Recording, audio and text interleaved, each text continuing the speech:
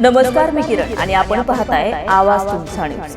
आवाज तुमचा न्यूज मध्ये आपलं सर्वांचं स्वागत. बातमी पाहूयात सविस्तरपणे.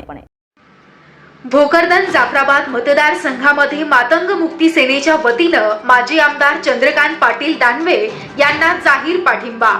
भोकरदन शहरातील छत्रपती शिवाजी महाराज चौकामध्ये मातंग मुक्ती सेनेचे जालना जिल्हा अध्यक्ष विष्णू गोफणे यांनी माहिती दिली की मातंग मुक्ती सेना महाराष्ट्र राज्य यांच्या वतीनं जालना जिल्ह्यातील भोकरदन जाफराबाद विधानसभा मतदारसंघाचे शरदचंद्रजी पवार गटाचे उमेदवार चंद्रकांत पाटील दानवे यांना जाहीर पाठिंबा देण्यात आला. हा पाठिंबा म्हणजे विकासाला पाठिंबा देणं असल्याचं मत यावेळी त्यांनी व्यक्त केलं आणि भारतीय जनता पार्टीवर जोरदार निशाणा सुद्धा साधला.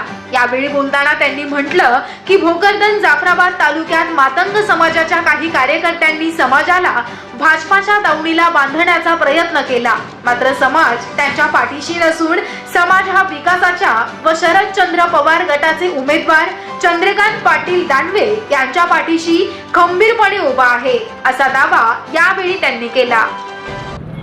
सांगा, तुम्ही विधानसभेमध्ये मातंग मुक्ती सेनेच्या वतीने शरदचंद्र पवार गटाला जाहीर पाठिंबा दिला, काय कारण होतं? कारण तालुक्यामध्ये 2 गट पडले का मातंग समाजाला, असं वाटतं?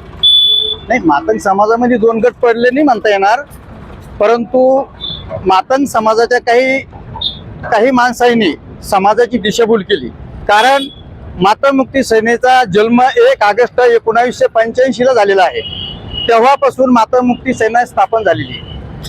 काही लोक मातंग समाजाचे, ज्यांचं आमचं समाज कार्याचं वय आहे, तर त्यांचं राजकारण म्हणजे वय आहे, फक्त जन्माचं वय आहे. म्हणून आम्हाला याचं थोडंसं दुःख वाटलं की काही कार्यकर्त्यांनी समाजाची दिशाभूल केली आणि भाजपला पाठिंबा दिला. कोणते कार्यकर्ते असे मातंग समाजाचे की त्यांना भाजपला पाठिंबा दिला असं वाटतं? ते काही त्यांचं नाव वाटत नाही आम्हाला. कारण कसं आहे की ते दिशाभूल करून आले समाजाची, जे भाजपमध्येच राहतात आणि समाजाची दिशाभूल करतात की मी उमेदवार आहे अपक्ष उमेदवार म्हणून सनी ते त्यांना समाजाची दिशाभूल करून सनी ते समाज त्यांच्या पाठीशी घेतात आणि तोच समाज रावसाहेब पाटील दानवे यांच्या दावणीला घेऊन मानतात. म्हणून याचं दुःख वाटतं आम्हाला की समाजानं त्यांच्या शब्दाला बळी पडू नये, त्यांना भीक घालू नये. म्हणून मातंग मुक्ती सेनेनं जो निर्णय घेतला की बाबा आपण शरदचंद्रजी पवार साहेब यांचे कार्यकर्ते चंद्रकांत दानवे साहेब यांना आम्ही मातंग मुक्ती सेनेच्या वतीनं जाहीर पाठिंबा दिला. कोणते मुद्दे आहे की तुम्ही यांना पाठिंबा दिला? शरदचंद्रजी पवार गटाचे माजी आमदार चंद्रकांत पाटील दानवे यांना कोणत्या मुद्द्यावर तुम्ही पाठिंबा दिला?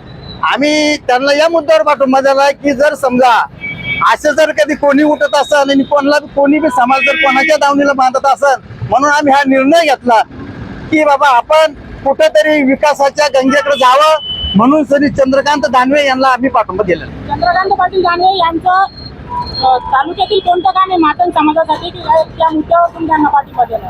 अशी 2 कामं सांगा.